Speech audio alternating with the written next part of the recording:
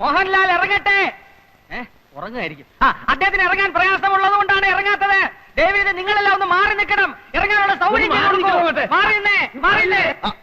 ഒന്നങ്ങോട്ട് മാറാം. അതെ, ജനങ്ങൾ മാറി നിന്നു. ഇനി മോഹൻലാലിന് ഇറങ്ങാം. ഇനി മോഹൻലാലിന് ഇറങ്ങാം. ചതി ചതി ചതി. ആര്? സംവിധായകൻ ജോഷിയല്ല ചതിച്ചാശാനെ.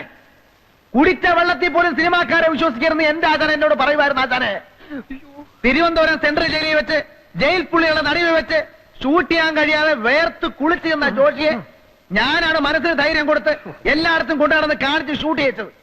ആ ജോഷിയാണ് ആചാരം എന്നോട് ചെയ്തത്. ആചാരനെ തയ്ക്കോ? അത് ഞാൻ ചോദിച്ചോളാം.